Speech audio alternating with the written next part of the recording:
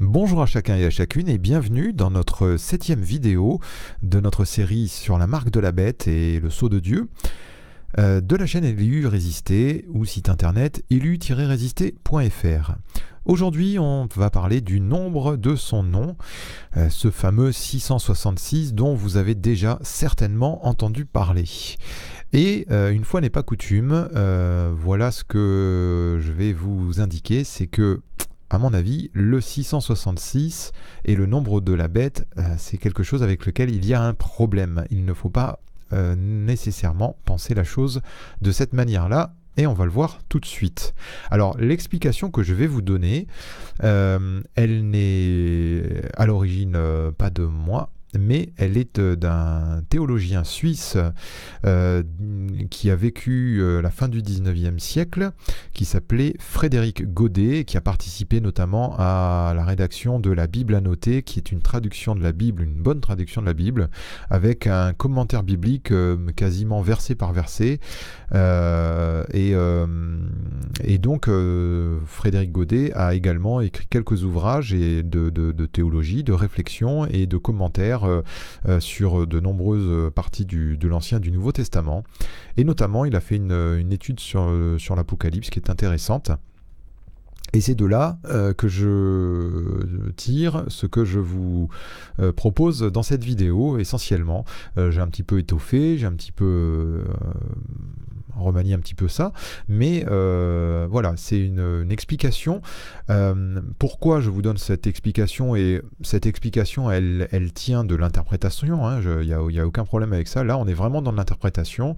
Et pourquoi? Parce que c'est quand même très difficile, au-delà d'un certain point, de comprendre ce qu'est ce fameux 666, ce qu'il représente, sans tomber dans l'interprétation. Donc on va lire ce verset, Apocalypse 13, 18. C'est ici la sagesse, que celui qui a de l'intelligence calcule le nombre de la bête, car c'est un nombre d'hommes, et son nombre est 666. Donc Jean, il nous dit qu'il faut de la sagesse, que celui qui a de l'intelligence, il est invité à calculer le nombre de la bête. Mais en plus, il nous donne le résultat de ce nombre. Alors, en effet, assez tôt dans l'histoire, hein, dès les premiers siècles, on a pensé que ce nombre, il représentait la somme des lettres du nom de l'Antichrist. Et donc, on a eu droit à Néron César, parce que quand vous prenez les lettres latines de Néron César et que vous donnez une valeur numérique, vous tombez à peu près sur 666. Je crois qu'il faut aller retrancher une lettre quand même. Et ensuite, on a eu droit à toutes sortes d'hypothèses, donc à chaque nouveau président américain, chaque nouveau président russe, même les Français, on y a droit. À chaque fois, c'est un tel qui est l'Antichrist, un tel qui est l'Antichrist. Et personnellement, je pense qu'on sera toujours dans la pure spéculation et l'hypothèse, et que c'est pas encore ce qu'il faut retenir de ce que veut nous communiquer la parole de Dieu. Et si je vous propose l'explication de cette vidéo, c'est parce qu'elle me semble cohérente avec l'ensemble des textes de la parole de Dieu. Voilà pourquoi je vous en parle. Elle reste encore une simple spéculation, mais elle est cohérente avec le reste de la parole de Dieu. Donc on va voir pourquoi le 666 n'est pas le nombre de la bête. Enfin, je vais dire pas exactement. Pourquoi? Parce qu'à l'époque où Jean écrit l'Apocalypse, eh bien on n'écrit pas les nombres, on écrit les nombres avec des lettres, on n'écrit pas les nombres avec des chiffres arabes comme on a aujourd'hui. Chaque lettre a une valeur numérique indiquée comme suit. Il n'y a pas de chiffre d'arabe. Donc en fait, ce qui s'est passé, c'est que jamais l'apôtre Jean n'a écrit 666. Il n'a jamais écrit ça. Il a écrit des lettres pour écrire ce nombre. Et voilà comment il pratiquait. Alors moi je le fais avec un alphabet latin, notre alphabet, mais Jean il avait un alphabet grec à sa disposition pour écrire des nombres, comme tous les gens de son époque. Et donc voilà à peu près comment ça se passait. Je vous le fais avec l'alphabet latin. Chaque lettre on lui associe une valeur numérique. Donc le A vaut 1, le B vaut 2, le C vaut 3, le D vaut 4, etc., etc. Et quand on arrive à 10, on passe aux dizaines, 10, 20, 30, 40, 50, 60, etc., etc. On arrive aux centaines, 100, 200, 300, 400, 500, 600, etc., etc. Voilà comment ce qu'on utilisait pour écrire les nombres. Et donc, si on voulait, nous, avec notre alphabet latin aujourd'hui, qu'on n'ait pas de chiffres arabes à notre disposition, eh bien, si on voulait écrire 666, voilà comment on ferait. On prendrait la lettre X, qui vaut 600, on prendrait la lettre O, qui vaut 60, voilà, je vais les indiquer, et on prendrait la dernière lettre, la lettre 6, la lettre F, qui vaut 6. Et donc, on écrirait Xof. Et le lecteur comprendrait bien que Xof, ça veut rien dire. Et par contre, il en déduirait que, oui, le X vaut 600, ça vaut 60, ça vaut 666. Voilà comment il comprendrait. Et donc, ce qui s'est passé, c'est exactement ça. Jean n'a jamais écrit 666 ou 3 fois le même symbole. Il a écrit 3 lettres grecques différentes. Eh bien, on va les voir tout de suite. Le nombre de son nom, c'est celui-là. Et je vais vous indiquer le nom de ces lettres tout de suite, le ki, le xi et le stigma. Si vous avez bien suivi, la lettre ki vaut 600 dans l'alphabet grec, ancien, c'est du grec ancien. La lettre xi vaut 60, et enfin, la lettre stigma vaut 6. Et Jean a écrit un ki, un xi et un stigma pour désigner le nombre de la bête qui est 666. Et en effet, il a dit c'est un nombre d'hommes, ça veut dire que c'est quelque chose que l'homme peut comprendre. Ça n'est pas un nombre céleste, mais c'est un nombre d'hommes parfaitement compréhensible des hommes. Alors on va voir un petit peu pourquoi il écrit ça, qu'est-ce qu'il entend indiquer.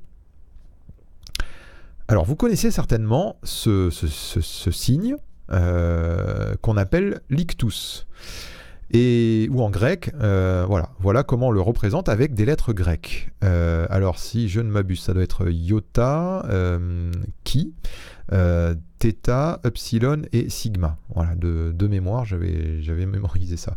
Et pourquoi les premiers chrétiens utilisaient ce symbole-là de poisson? Parce que le mot poisson s'écrivait ictus en grec, et que c'était ce qu'on appelle un acrostiche ou un acronyme. C'est-à-dire que si vous prenez chaque première lettre de ce mot, eh bien chaque première lettre est l'initiale d'un autre mot. Et je vais vous en donner donc la solution. Donc vous retrouvez là les lettres iota, chi, θ, epsilon, sigma.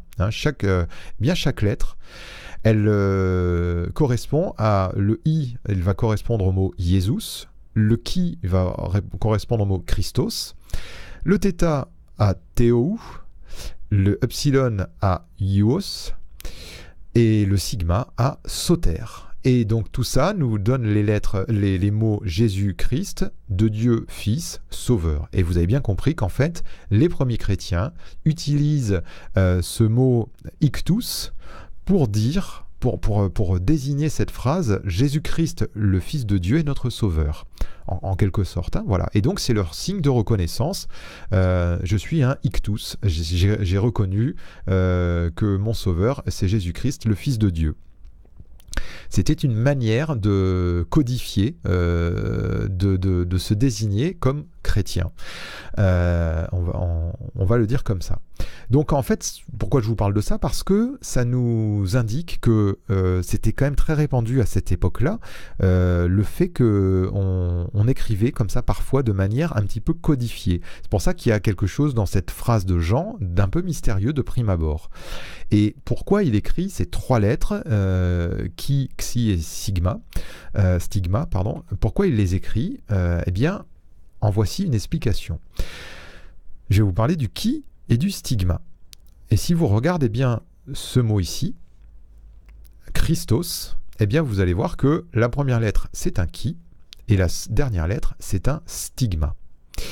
Et le X et le stigma, le chi et le stigma, on l'a transposé en latin en K et S, KS.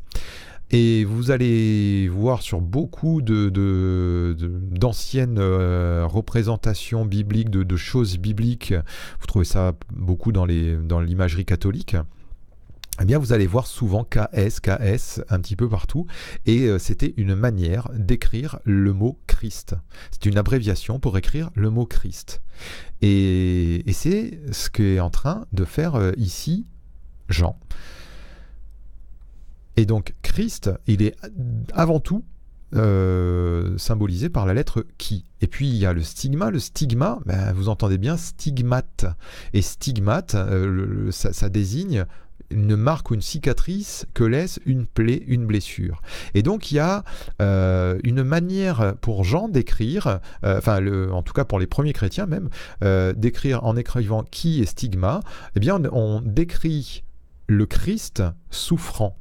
Ou la croix, parce que c'est quand même une croix, le qui, la croix et les souffrances du Seigneur. Donc on se rappelle, avec qui et stigma, eh bien les souffrances du Seigneur.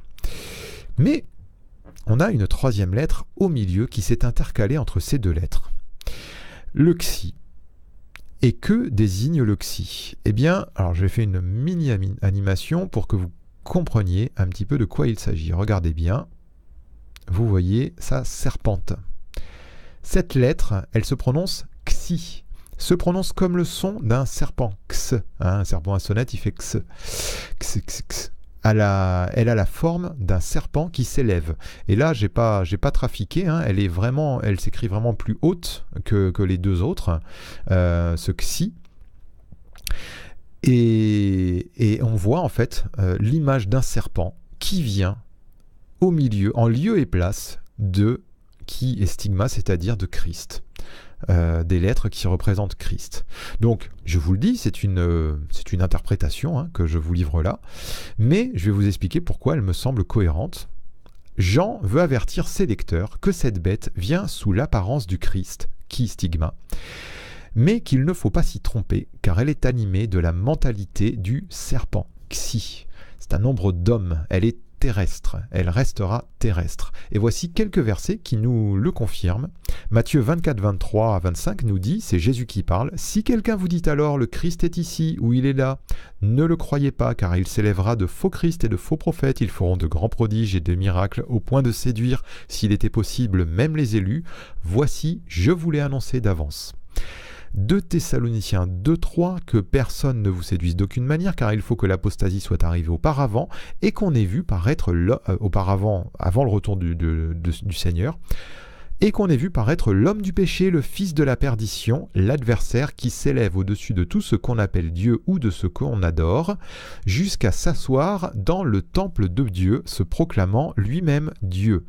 Je vous remets les lettres. Il s'élève jusqu'à s'asseoir dans le temple de Dieu, à la place de Dieu. Il se proclame lui-même Dieu.